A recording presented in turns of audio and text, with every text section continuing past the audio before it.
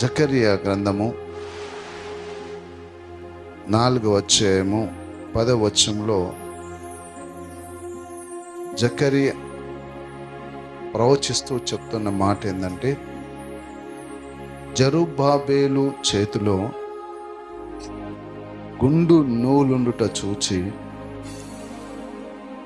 యెహోవా యొక్క 7 నేత్రములు సంతోషించుచున్నవి అని అన్నాడు.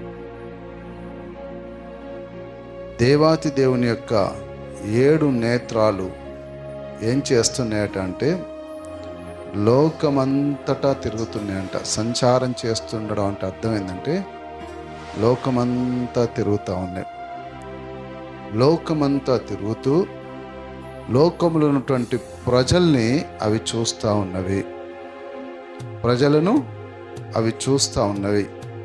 లోకమంతా తిరిగినప్పుడు జెరుబ్బాబెలు ఆ కన్నులకు కనిపించాడంట. జెరుబ్బాబెలు చేతిలో ఏం కనిపించిందట అంటే గుండు నూలు కనిపించిందంట. జెరుబ్బాబెలు చేతిలో ఏం కనిపించిందండి? గుండు నూలు కనిపించింది అనే మాటను ఇక్కడ మనం చూస్తున్నాం. అసలు జెరుబ్బాబెలు ఏ పని చేయాలనుకుంటున్నాడు, జెరుబ్బాబెలు ఎవరు అనే విషయాన్ని చూస్తే 9వ వచనం చదువుదాం చూడండి. జెరుబ్బాబెలు చేతులు ఈ మందిరపు పునాది వేసినవి, అతని చేతులు ముగించును అని అంటా ఉన్నాడు. మందిరము యొక్క, యెరూషలేము యొక్క మందిరము పునాదులు వేసినటువంటి చేతులు అంటాయనవి. జెరుబ్బాబెలు మందిరం యొక్క పునాదులు వేశాడంట, అతని చేతులు ఆ పనిని ముగిస్తవి అని అన్నాడు. ఇప్పుడు పునాది వేసినటువంటి చేతులు, ఆ గోడలు కట్టేటువంటి చేతులు, ఆ చేతులలో ఏముందట అంటే గుండు నూలు ఉందంట. అసలు ఎవరు ఈయనంటే గోడలు కట్టేవాడాయన. జెరుబ్బాబెలు ఏం చేస్తాడంటే గోడలు కడతా ఉన్నాడు.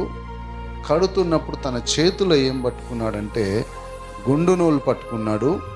ఆ గుండు నూలు చూసినటువంటి జెరుబ్బాబెలు చేతిలో గుండు నూలు ఉండడం చూసినటువంటి దేవాతి దేవుని యొక్క 7 నేత్రాలు అనగా 7 కన్నులు సంతోషిస్తూ ఉన్నాయంట. 7 కన్నులు సంతోషిస్తూ ఉన్నవి. ఇక్కడ గుండు నూలు అనేది దీని అర్థం ఏంటంటే, మన తెలుగు భాషలో చెప్పుకోవాలంటే దీన్ని ఏమంటారంటే ఆ గుండు దారం అని అంటారు. ఏమంటారండి? గుండు దారం అంటారు. ఇది ఎవరి చేతిలో ఉంటుంది అంటే గోడలు కట్టేటువంటి మేస్త్రి చేతులు లేదా సుతారి చేతిలో ఉంటుంది. మేస్త్రి చేతిలో గుండు దారం ఉంది అంటే గోడ వంకర పోదు అని అర్థం. ఇటుకలు మంచిగా ఒకటి తర్వాత ఒకటి పేర్చబడతవి అని అర్థం. ప్లాస్టింగ్ కూడా మంచిగా వస్తుంది, నీట్గా వస్తుంది అని అర్థం. ఒకవేళ మేస్త్రి చేతిలో, సుతారి చేతిలో గనుక గుండు దారం లేకపోతే, ఆ గుండు నూలు లేకపోతే ఆ గోడ ఎన్ని వంకలు తిరుగుతుందో, ఎంతగా వంగిపోతుందో ఎవరికి తెలియదు. అది కళ్ళతో చూస్తే 10 వంకలు పాములాగా తిరిగిపోయి ఉంటుంది. అది ఎక్కడ కూడా తిన్నగా చక్కగా అస్సలే రాదన్నమాట. ఒకటి గోడ చక్కగా కట్టబడాలి అని అంటే, గోడ స్ట్రేట్గా కట్టబడాలంటే, గోడ నిటారుగా కట్టబడాలి అని అంటే తాపి ఎంత ఇంపార్టెంటో దానికంటే గుండు నూలు అనేది చాలా ఇంపార్టెంటు. అది లేకుండా గోడ సరిగా కట్టరాదు. జెరుబ్బాబెలు చేతులు దేవాలయం యొక్క పునాది వేసెను, అవే చేతులు ముగించాయి. ఎట్లా ముగించాడు అనంటే తన చేతిలో గుండు నూలు పట్టుకొని పనిచేశాడు. గుండు నూలు దేనికి సాదృశ్యము అనంటే దేవుని పట్ల ఉన్న విశ్వాసమునకు సాదృశ్యం. గుండు నూలు దేనికి సాదృశ్యం అండి? విశ్వాసము. సుతారి గోడ కట్టేటప్పుడు ఇది సరైన రీతిగా వస్తుందా లేదా, ఇది చక్కగా వస్తుందా లేదా, వంకర పోతుందా అని చూడడానికి దేని మీద ఆధారపడతాడండి? గుండు దారం మీద ఆధారపడతాడు. ఒక విశ్వాసి తన జీవితాన్ని చక్కబరుచుకోవడానికి, ఒక విశ్వాసి తన జీవితాన్ని వంకర టింకర్ నుంచి చక్కగా చేసుకోవడానికి దేని మీద ఆధారపడతాడు అంటే విశ్వాసం మీద, దేవుని పట్ల మనకున్న విశ్వాసాన్ని బట్టి దాని మీద ఆధారపడతారు. విశ్వాసం లేకుండా దేవునికి ఇష్టులై ఉండుట అసాధ్యము.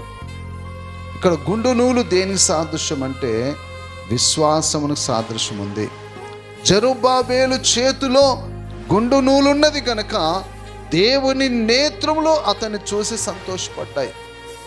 నా జీవితంలో, మనందరి జీవితంలో, మనందరి చేతుల్లో దేవుడి పట్ల విశ్వాసం ఉంటే ఆ విశ్వాసమును చూసి పరలోకపు తండ్రి సంతోషపడతాడు.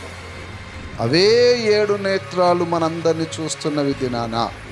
ఆ 7 నేత్రాలు మనల్ని చూసి సంతోషపడతా ఉంటాయి. 7 నేత్రాలు మనల్ని చూసి సంతోషపడతా ఉంటాయి. కాబట్టి ప్రియ దేవుని బిడ్డలారా, మనకేముండాలండి? దేవుడి పట్ల విశ్వాసం ఉండాలి. విశ్వాసం లేకపోతే దేవునికి ఇష్టలుగా ఉండలేం మనం. రైట్? విశ్వాసం